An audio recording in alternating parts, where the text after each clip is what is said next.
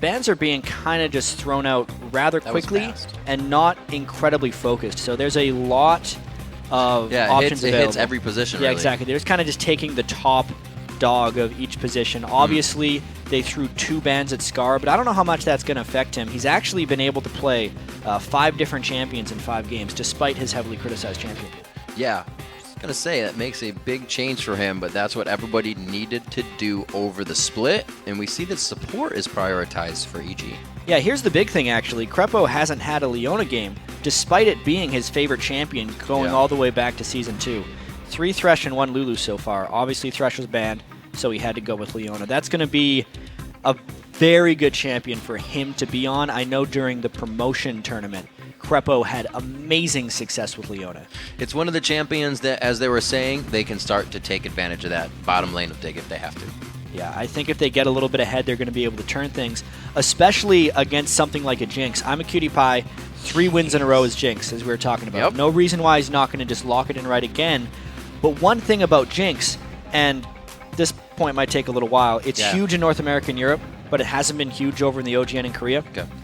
Because when a Jinx gets fed, it's kind of a known threat that teams can sometimes focus down, and if Imaqtpie makes a single mistake, or if EG makes a really good play with long-range initiation, like Leona and Vi, if they combo them, they can delete that threat right at the start of a fight, which does make it a dangerous pick. A kind of conditional escape that you're toying with. It's very dangerous. Let's see, Scarra really likes that Ziggs coming in. So if you don't get Gragas, throw other barrels, throw other things. First time duplicate champion. He actually tweeted after that last game, "Man, I played so terrible. Thanks for a team for carrying me." But he's on the same champion once again. Really, the only other champions he won on that aren't banned was Karthus, and it's definitely too early to pick that. I think Ziggs is the stronger pick right now. And they look to keep strong initiation in that bottom lane for themselves. If they do pick up this Annie, we've seen the Jinx Annie combination all over the place. Yeah, the Annie has been the most favorite of all picks for Dignitas. KiWiKiD now having picked Annie 4 out of 6 games. Obviously, the Annie's been nerfed, as we talked about. The early stun duration, 1.25 seconds, down from 1.75, but it's still a kill lane. I actually has thought that KiWiKiD and PewDiePie would be the first ones to do a kill lane in the bottom lane, which would be like double bruiser. But they're saying, well, we don't need to do that because we can just do a kill lane with Jinx Annie and still have an AD carry, and that's what they're going with. It might be hard to kill an Ezreal, the second one we've seen here, double lift playing the other one. It really depends if they can lock Yellowpete down in that bottom lane. That's a very, I want to say, a passive pick by Yellowpete. He has yet to play Ezreal so far in this 2014 season. There's an off chance that that's a mid lane for Pobelter because he would definitely be able to poke down Ziggs and punish quite well. Right. They're actually typing some things right now because he's locking in the Nidalee, trying to make sure he gets the right thing down. Doesn't lock in that Anivia on accident. or abandon. So we do, oh wow. Yep. It's InnoX playing the carry top Something laners. he can try to carry on. That's EG. Exactly. That's either a top lane Zed or like the Nidalee and the Zed can go either way. I'm not sure where they're going to put Mundo both those guys. Because Cruiser loves his Mundo. Oh, Cruzer's definitely. He loves his Mundo. Definitely loving Mundo right now. Elise amazingly is available until the very end. What? Yeah, you had a stat on Elise actually, didn't you? She was 100%. Yeah, 100% pick ban, and she was a second away from not being picked or banned in this one. But Crumbzz is going to be She keeps it. locking down on that. All right, here. Pretty sweet compositions coming out. I'm liking what's happening on the EG side. They're trying to give those solar laners a way to go. Yeah, going with the top lane Nidalee will be very interesting to see on InnoX. Whether he decides to go with a top lane AP Nidalee and work in a bit of a poke comp, or if he tries to do the classic, really something that's fallen out of favor, the tank Nidalee that just split pushes and tries to annoy the whole game and continually draws Dignitas out of position. I really wonder what he's going to be going with here in the context of his team composition. All right, well, we're going to quickly check in. Head over to lolesports.com before we move on and see who you think will rack up another win. According to LOL Esports, 52% of you think Evil Geniuses are going to take this one out. And didn't get the vote last game they had. So. This is a real close thing, and I just have to touch on something before. Oh, that KiWiKiD had Ghost and Teleport until like half a second in Champion Select. And then he switched to standard Flash Ignite. No, 52% in favor of EG. EG, you said? Yeah. You know? Definitely have the fans behind him still. A little bit. Dignitas is growing in fan following, especially after their first couple games of Week 1 and their 22-minute defeat that they suffered at the hands of Team Solo Mid.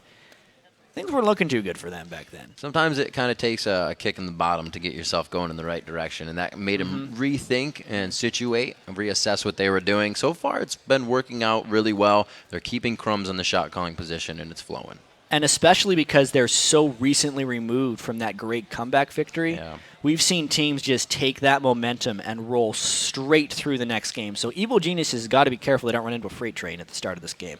All right, so we are going to be hopping into the matchup. It is Dignitas versus Evil Geniuses. Last game we saw Dig in today, the first one of the day. They had a comeback victory. We'll see if that momentum stays with them now. Yeah, absolutely. You can see the Doran's start by the supports. Both of these guys looking to get fairly aggressive. I know Krepo was probably the first support I saw with the 2014 season changes to just swear off the gold per 10 items, especially because of how aggressive he's going to want to get early on Leona. Knowing that KiWiKiD and Imaqtpie play that Jinx Annie like a kill lane, a squishy kill lane that can be counterattacked, which is why it's quite important that Krepo builds defensively. Indeed, the Doran's ring is going to give them that good amount of attack that they want, and everybody starts off safety potions, as they would. So we see the line of scrimmage being created by both teams. The human sentries are out. And haven't seen this before. I haven't seen this ever. Like I said, though, in our first game, really, Fnatic was the only one here in 4.1 that's done an invade. And also on the previous patch, we did see EG do an invade and get a kill with Thresh, actually multiple kills. Theory number 2 that I think teams are going to start doing eventually. Kobe touched on it a bit in the previous game, how everyone just kind of waits in these lines and then generally wards early on. And then since they're very short duration wards, by the time the junglers get double buffs, they go and gank a lane. I think teams are going to start to delay their trinket placements at the start of the game, since almost all the junglers will be in a habit of clearing double buffs anyway. That way they can actually spot the double buff jungler with their trinket ward when said gank happens. But for now, these players are still kind of set in their ways, and they like having the early vision to know where rotations happen. Like these, for instance. If you waited for the trinket wards, they may not know to counter-invade. So we do have the late ones. Very nice. And we also have, again, the sweeper onto KiWiKiD, which was really a catalyst for Crumbzz to repeat that lane. Yeah, the very early sweeper, I almost never agree with that as a choice, because generally supports just bring the extra wards. But in this matchup specifically, since no one actually bought a real ward, a non-trinketed ward, it will effectively sweep out some substantial vision. And that means now that EG is blind in the top lane, since that one sweeper ward was taken out up there. We'll see what matchup they get. Obviously, it's going to be against InnoX, and he should fare quite well in the 2v1 situation. And we always know Mundo does too, so we'll come back to those lanes. And speaking of 2v1s, this is a really interesting wrinkle. As almost everyone may know, the turrets that are in the mid lane and the top lane now have a super Doran shield of sorts and 20 armor, or basic attack, 20 damage reduction. But what's happened here is the fast-pushing team with Jinx, who is the best turret-killing 80 carry early game, is going against the strong turret because they wanted to dodge the very slow-pushing Leona and Ezreal in the bottom lane. Now, what's actually going to happen off of this, I think, is even when you get some defenders, these turrets actually might fall very close to each other as far as damage goes, just since Jinx and Elise, especially being a ranged jungler, can kill turrets so much faster. And they time this perfectly. They have the siege wave there. It's going to give them a little extra, mirrored on the bottom lane. But this turret, as we said, should fall a little faster. Dignitas is eyeing this turret, and it looks like they're actually going to grab it sub 4 minutes. Yeah, and normally you'd think, hey, the counterplay is to just push the bottom lane faster, but they can't anymore. The turret's gone. The second turret doesn't actually have the damage reduction, and if they want to keep doing this turret push, they're completely free to. And EG is trying to follow up on this as well. Quaz has not even gone to lane. We know him for just hanging out in the jungle during this. Yeah. Or Cruiser, sorry. Yeah, both of the top laners don't want to deal with three people, so they've turned into junglers. They kind of done a little swap.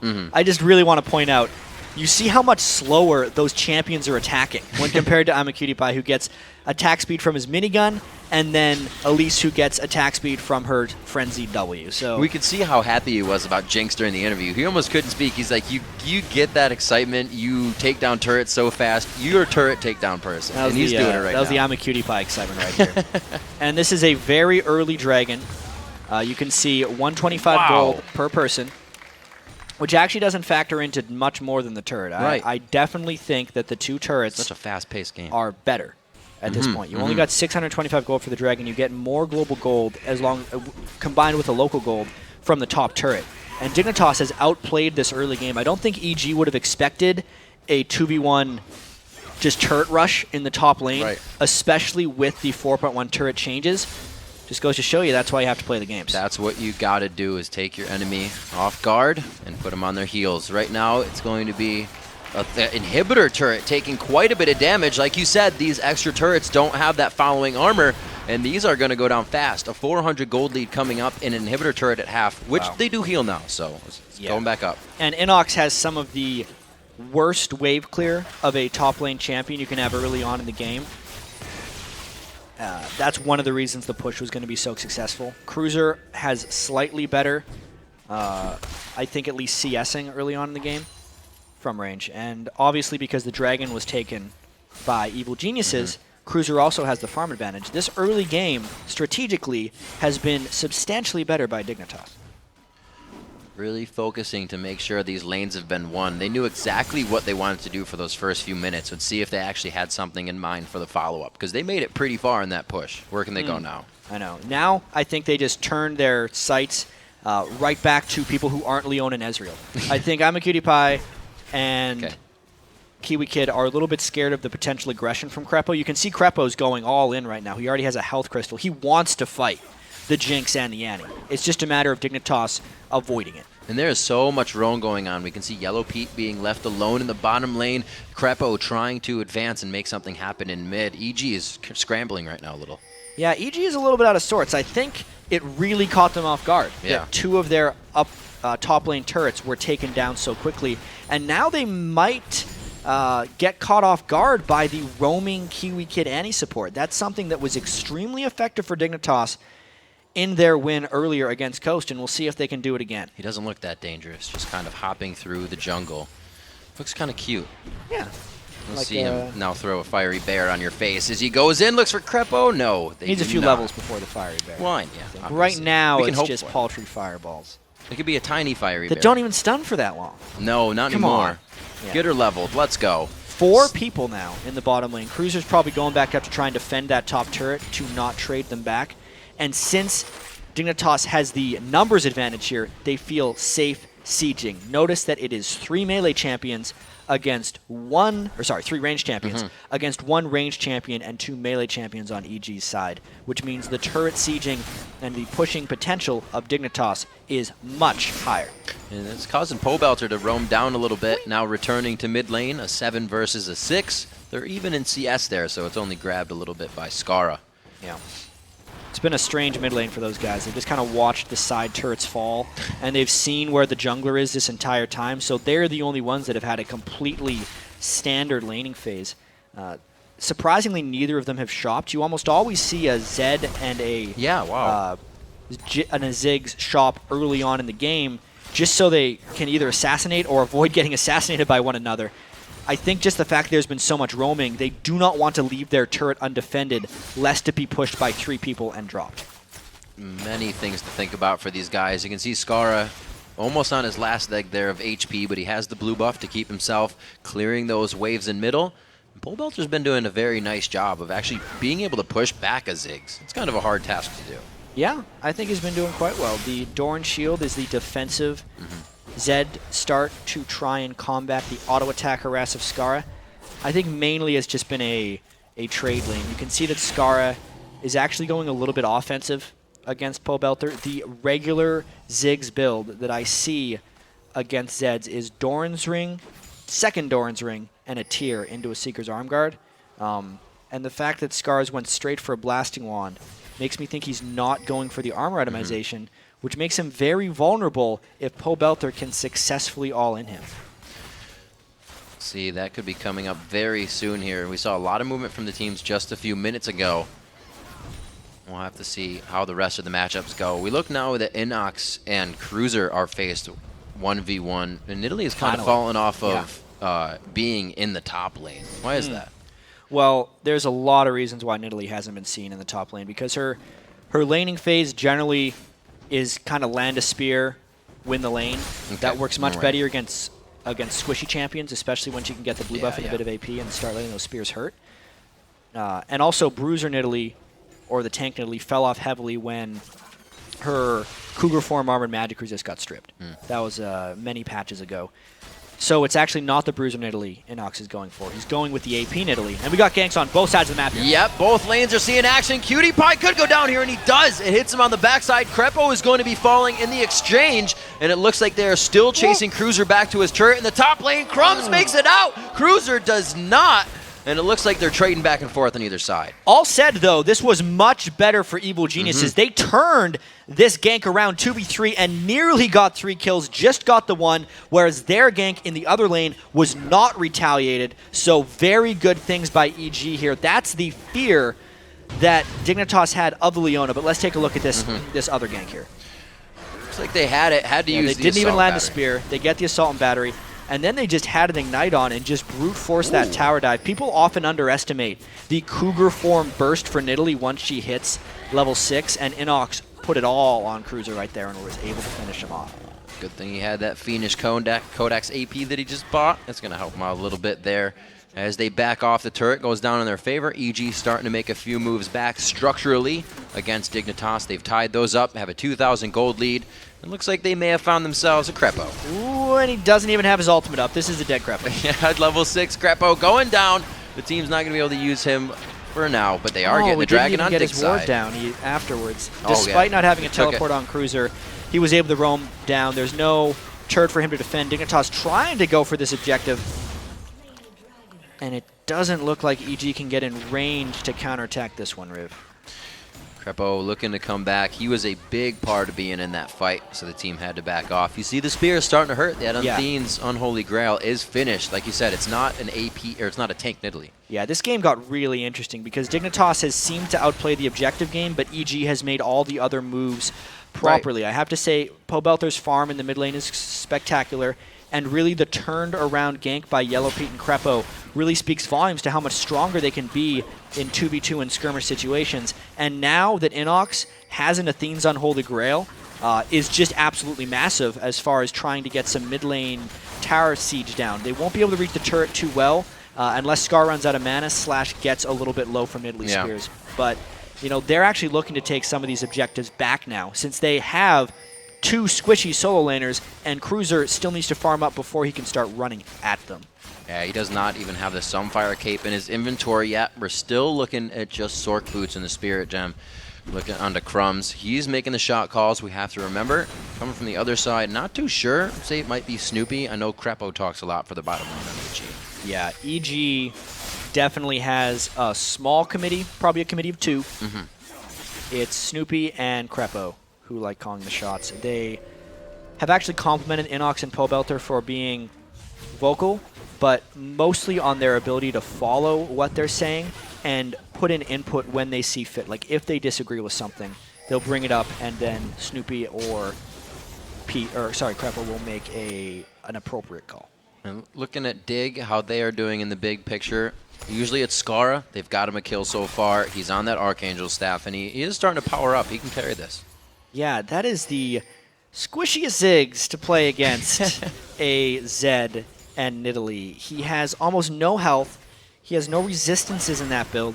And if he gets hit by 1 spear, or even just a nice shadow Q shot from Zed, he's going to have to basically fall away from the turret. It's a incredibly greedy power build by Scar, but what it gives him the ability to do, as you saw there, was one-shot that back wave with his Q.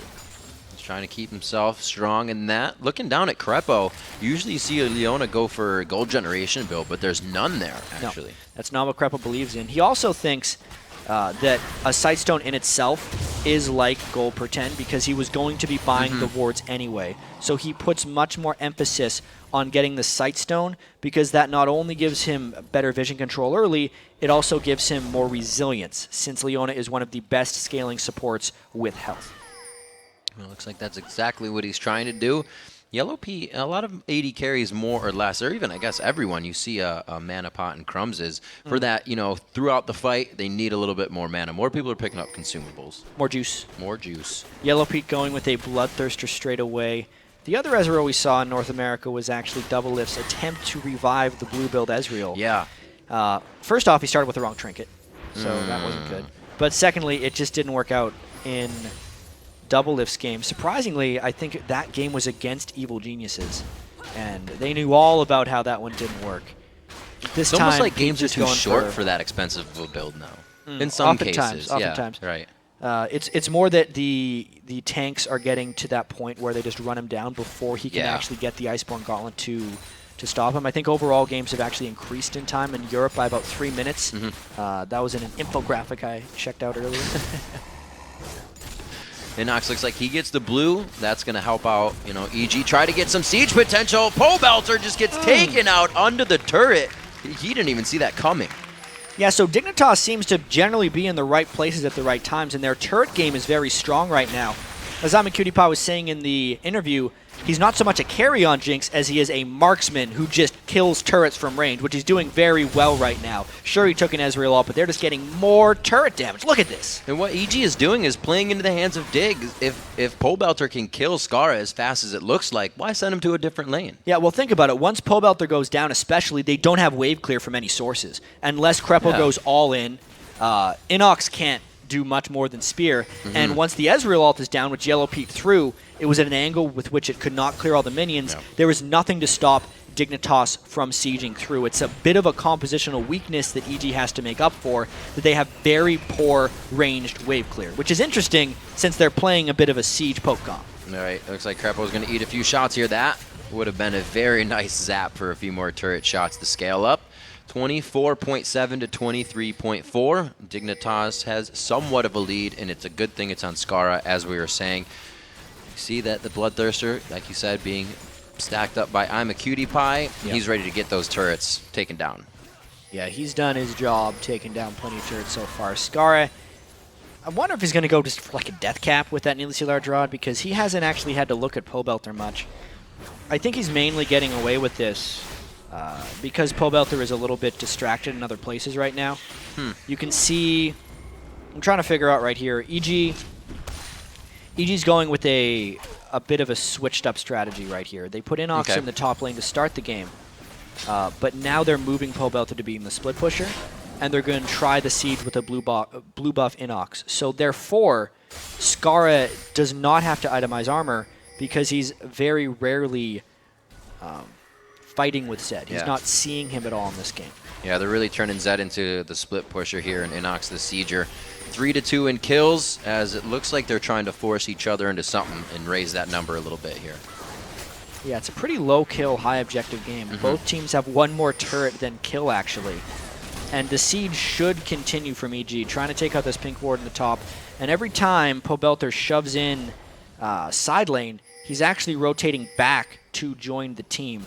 And if one thing is dangerous for a poke comp, it's doing Dragon without being able to get poked down. But Dignitas decides to just try and get more turrets because that's their focus. That was great placement by Evil Geniuses there. Dig was really right around mid, huddled up. Oh, Krepo throws down the solar flare, but he gets flame chopped. A great placement by KiWiKiD, and it thwarts the turn. Cruzer's right in the middle of the fight with teleport. Krepo's the focus, and he goes down as he's been putting that health on, but it's not enough. Pobelter's the final focus. No, Cruiser rather, going down as InnoX finds that kill. Crumbzz, he is ignited, but he is still going strong. The rappel goes up so he can follow. The cocoon goes out, and Pobelter is already well out of range with shadows. Really high-level fight there. Just 1-for-1 on each side. Man. So many skills dodged or barely missed by these guys. Everyone disengaging low, and Dignitas fearlessly continues for another turret. Jack, you look at these teams, it's a skill shot party to be dodged, as you said. So hard for these guys to keep themselves in the right position. KiWiKiD losing a quarter of his health there. Yellowpete goes down! Didn't even know what was happening behind the turret. And KiWiKiD, like he said, you get excited, and it's over. Yeah, and he's in and out of that fight, no problem. 1-1-3 on him right now, trying to get a little bit more farmed on Jinx. It's all about the long-range stuns and finishes there from both sides. I mean, if a Nidalee Spear hits, it ends. If it isn't, the other way. And the reason that EG, I think, lost this fight is they tried to hard initiate without InnoX landing any spears. Even at the start of the fight, you could see that one spear went clean through the entire Dignitas team. At that point, Cruzer's front line, despite dying, took up a lot of time from Dignitas, from EG, and it just allowed Dignitas to clean up the rest of that fight, because no poke was landed by EG before the fight. A lot of people have been playing Nidalee lately, but it gets to that fight phase and you just see them jumping in, kind of forgetting the way it should be played off in the fog of war, throwing the spears out. Yeah, they saw the opportunity, and I think if Snoopeh hadn't gotten caught in the Flame Chompers and they could have taken out Imaqtpie from the get-go, they would have been able to win that fight. It was a close enough opportunity. If you think about the Leona landing... That was spot on. Spot on. And then if Krepo could have chained, that means that InnoX would have landed the max range spear, and it would have been a dead Jinx. They get that single target focus. They have the long range from Krepo. We're seeing the gold be very closed in here between both teams. It's only about 30K to 31, 5 to 3 in turrets. Super close, yeah. Objectives have been very strong for Dignitas. Obviously, the wave clear of Ziggs, I think, is putting a lot of map pressure onto EG. Also, the attack speed with which Jinx can take down turrets has resulted in many positive things. But now it's all about Pobelter's split pushing and InnoX's spears. It surprisingly comes down to the bottom lanes. Look out. And a flash Tibbers. There he goes. Yellowpete is the last one in line, and he's taken down first. Yeah, well, look at these bottom lanes right now. There was just support on AD carry, and Dignitas can continue this push up the top. Pobelter gets caught split pushing while his team gets initiated on, and he has to come back. This turret's going to take a lot of damage before EG can counterattack. Leona's coming in from the flank. Dig has everything they need here. Krepo's just sitting off on the wing here in the fog of war, but he decides to not do anything. The team says hold off just now. The inhibitor turret falls, so they're now fighting without that damage. They may want to try this one onto him. Oh, he gets him off the ducky. The alley-oop on Scarra and himself. He goes down. No, here comes the barrier in for Scarra. Tries to take him down. 30 seconds on the clock there, but 3 fall instantly for EG on the return fire, and it's not what they wanted. Hey, we talked about the momentum that Dignitas might carry through from their previous win today against XDG, and we're just seeing the benefits of confidence for Dignitas right now. They stayed in for the inhibitor. They knew that it was going to be a 4v5 regardless, and they were only down a few key spells. So when this fight is initiated, even though it's onto Scarra, it is still a full 5v4. Scarra gets off some decent damage. Imaqtpie is pretty much untouched in that fight, and since everyone was diving to the Ziggs once again without landing poke, it's a straight up fight with a bunch of squishy champions against a team that has a strong tank and AoE. It's not going to end well for EG. That's something I've been looking at for the past few minutes here, is that strong tank. Where does that fall in line on EG's side? They don't have the HP to stay in these fights for longer than the first round of spells. I mean, unless Snoopeh were to get 7 kills in the next fight, I don't think he's going to be turning into a tank anytime soon. That's generally why I think they picked Ezreal as well, is because I think game plan-wise, the team comp is sound, because they should be able to just kind of keep their distance, poke, and then let Krepo initiate when they want to. Right. But the problem is Dignitas is forcing EG to initiate by pushing turrets relentlessly and catching EG in some bad positions. And they're giving themselves the chance to do that. They went with the Talisman of Ascension. They have distortion boots on the anti-mobility. They want it over and over. And speaking of boots, that inhibitor would have been much easier to defend if Pobelter wasn't trying to skimp on his item build and had able to get home guard boots. Crumbzz, he actually, oh wait, it goes up. He's going to take that damage from the death mark. But it looks like they're trying to come into this one strong. Crumbzz gets the kill over onto Yellowpete. Krepo falls right after. They were wandering alone. Yeah, they had power in numbers, but Dignitas was ready to close in. Pretty good jukes by Pobelter, but the third one lands. Oh, he's going to be forced to flash on that. He's got a shadow coming up. He doesn't throw it back. He throws it forward. Stun. Tries to get it on the stun. There's no slow to follow. Cruzer is just too sticky. Woo, he almost took out Imaqtpie in the back there when Pobelter was trying to get some stuff down, but that's another 3 kills by Dignitas. Everything says forward drive. Scarra still hasn't bought a defensive item. No, he doesn't need one right now because EG isn't able to get the right kind of team fights. This is going to be a last-ditch effort for a steal. Snoopeh's trying to go in 1v5. I think if he doesn't steal this Baron, the game is over. There's a good amount of damage coming in. They don't have the Zig, so they can't throw in the bomb. No, it does go over to Crumbzz. A very nice job. Low on Snoopeh. sometimes you just got to try. Gotta hand it to him. The timing of that Baron entrance was awesome, considering he did it all by himself, and surprisingly, Dignitas didn't decide to peel away. Obviously, Crumbzz can secure that by himself if he times the smite with his Spider Bite as well as possible, since there is an execute tied to that Elise melee Q. Just more confidence from Dignitas coming through once again. The game progresses on here. Dragon going over to EG as we see a few sweepers being pulled out, so this becomes a bit easier. They have the ward coverage all over Dragon, and this is what they need. If Dig is going to give them these little steps, they have to take it. Hey, this is a great Dragon Sneak by EG. It gives them a huge amount of gold, but I still think their base is somewhat indefensible. And Dignitas, even though it's only 25 minutes in, looking grim. They're a little sad about this Dragon, but the overall context of the game is just looking great for them. Fiendish Codex right onto KiWiKiD. You know, it's never good when the ability power support can start actually building the damage they need. Aegis of the Legion onto Krepo, thinking about the team, trying to be a good guy, and we see the Triforce almost being built up on Yellowpete. But in comparison, he is far behind on that ADC. Yeah, everybody is generally far behind on EG right now. Right. The one person who has a decent amount of gold is InnoX. 9,000 to actually 8,500 of Cruiser. Once again, EG wasn't too far off in a lot of these cases. If they could have landed a few more Natally Spears, and if Dignitas wasn't so damn decisive about where they were going, EG could have fought some of this back. But really, so far, all credit for Dignitas to, first off, Scarra for not having to build a Seeker's Arm Guard against a mid lane Zed. And then just, again, to Imaqtpie, who, 4th game in a row, has had a successful game on Jinx with his new support in KiWiKiD, who is, again, performing exceptionally. Let's see how easily they can push down this turret. Again, they've avoided most of the poke, and they're already on the turret. So if EG wanted to stop it, they would have to do a hard initiation, which is just, they've done it too many times to try it again. Such a stressful thing to be ticking against you, knowing you have to watch these structures go down just to have a better chance at the next one. Yeah. Well, at least they'll have a turret defending this next one. So Dignitas now can play off the ball. Minions are going to be coming down mid. There are 27 minutes into this game, and something this season Dignitas has shown is being more definitive. At this part of the game, usually both teams are running back and forth trying to figure out what to do. Well, if we remember last season, Dignitas would win games just by being really far ahead, and in close games, they wouldn't be able to finish. But that's because everyone was just kind of putting in their 2 cents. Whoa. There's 50 cents right there. Yeah, that's a good contribution by InnoX to Dignitas' plans right there. Nice guy. But this season, with Crumbzz being the one making the calls, yes or no? That one person's not going to disagree with themselves, so they're generally going to be doing the right things.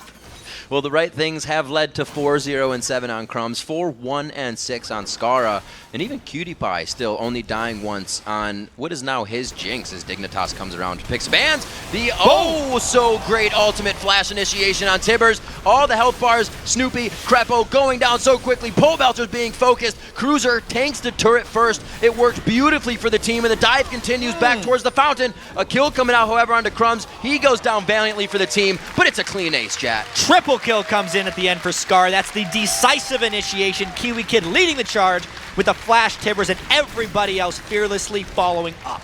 Dignitas has got themselves a pretty fast new car. They've been in the driver's seat for the past 4 games, and it doesn't look like they're stopping anytime soon. A win here over Evil Geniuses gives them another win in the column. Dignitas going to try and carry this one as far as they can. A very confident team steps up right now. KiWiKiD is happy about his 4th Jinx win in a row. That is another very clean Dignitas victory. You know, the first one of the day against XTG was a little shaky, but once they took that turn, they just never let up. A dominating win over EG here. So we looked a little bit at the bottom lane. It played out very well. Yellowpete was able to get a few kills on Ezreal, but like we said, like you said, that was going to be more of a passive lane with Ezreal. It's not the one that carries you. It's strange. They kind of went in both directions here. They wanted a Ezreal because they didn't have very good peel, AD carry-wise. You can see Scarra getting a lot of applause, and the rest of Dignitas, of course, as they walk across the stage. But that bottom lane for EG was mixed between 2 worlds. They wanted to shut down Jinx with Leona, but they wanted to have a lot of disengage for Ezreal because they had a full poke comp. So it just, you can see it's still a young team. They're trying to work with everyone's champion pools. InnoX, they need to enable him to play things like Nidalee because he was very good in that game. And if the rest of the team would have came together, it would have been effective. And they're just, they're going through growing pains. Yeah. You see the name Evil Geniuses, and you think this really experienced, old-school team. But that's just 3/5 of the team. 40% of the team is still new. And it's an adjustment for everyone, not just the new guys. You say champion picks, and I think that's where Dignitas has really started to come up a lot bigger. They felt comfortable enough to leave Elise up to the last pick, and they were able to still fit that in their composition, knowing it could have been taken away. Exactly. I don't think they cared that much if it was taken away. Crumbzz had only played one Elise up until this game. He would have been very comfortable on Vi if Snoopeh didn't take it away. He had just won twice on Vi already. Good stuff. Absolutely. Coming up, Scarra will join Freak and Kobe to talk about